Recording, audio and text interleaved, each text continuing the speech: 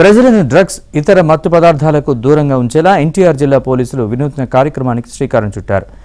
ప్రజలకు డ్రగ్స్ ఇతర మత్తు పదార్థాలపై విస్తృత అవగాహన కల్పించాలనే లక్ష్యంతో జనవరి 27 నుంచి మార్చి 1 వరకు ఎన్టీఆర్ జిల్లా అంతటా సైకిల్ యాత్ర నిర్వహిస్తున్నారు. విజయవాడలో డ్రగ్స్ పై దండయాత్ర ర్యాలీ ప్రారంభమైంది.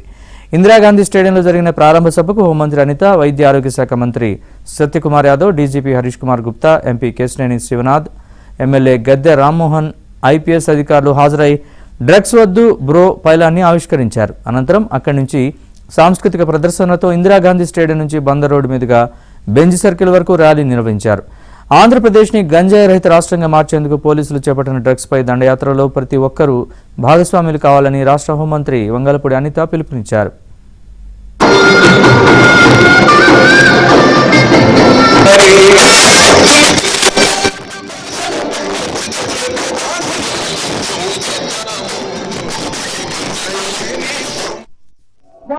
ఈ రోజు నేను చాలా గర్వంగా చెప్తా, 2019-24 వరకు ఒక కుటీర పరిశ్రమలో ఇంట్లో పెంపకం అంటే తోట పనిలోని కూడా పెంచుకునే మొక్కల్లో గాంజా పెంచుకునే పరిస్థితి నుంచి ఈరోజు ఆంధ్రప్రదేశ్ లో గాంజా మొక్క లేదు అని చెప్పడానికి ఈరోజు గర్వంగా హోమ్ మినిస్టర్ గా చెప్పే స్థాయికి తీసుకొచ్చిన ఈగల్ టాస్క్ ఫోర్స్ కి ప్రత్యేకంగా నేను అభినందనలు తెలియజేసుకుంటున్నా.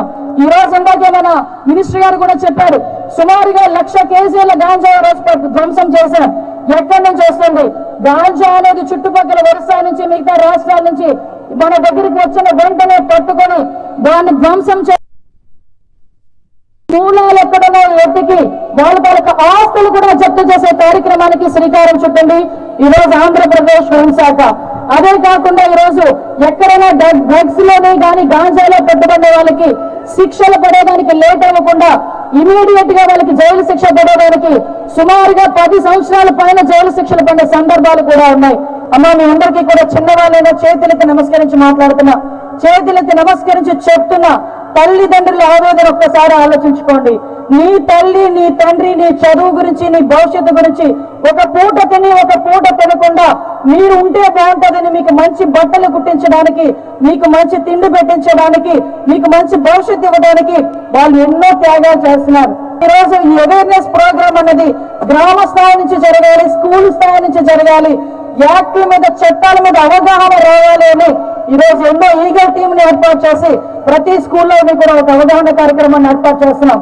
అందులో ఏదో మాలాంటి వాళ్ళని పోలీసులు లేకపోతే లాయర్లు వచ్చి మాట్లాడడం కాదు, ఈరోజు చాగంటి కోటేశ్వరరావు గారు లాంటి ప్రవచనాలు చెప్పే వాళ్ళని కూడా తీసుకొస్తున్నారు. మొన్న ఒక బ్యూటిఫుల్ వర్డ్ అని చెప్పారు, ఈ రోజు మనల్ని కని పెంచిన మన తల్లి, ఏ రోజైతే నీ తల్లికి చెప్పలేని పని నువ్వు చేయడం మొదలు పెట్టావో అదే పెద్ద తప్పు. నీ తల్లికి చెప్పలేని పని నువ్వు చెయ్యొద్దు అని చెప్పి ఆ రోజు ఆయన చెప్పిన పదాన్ని పదే మేము కూడా ప్రతి స్టేజ్ మీద చెప్పే పరిస్థితి కనిపిస్తా ఉంది.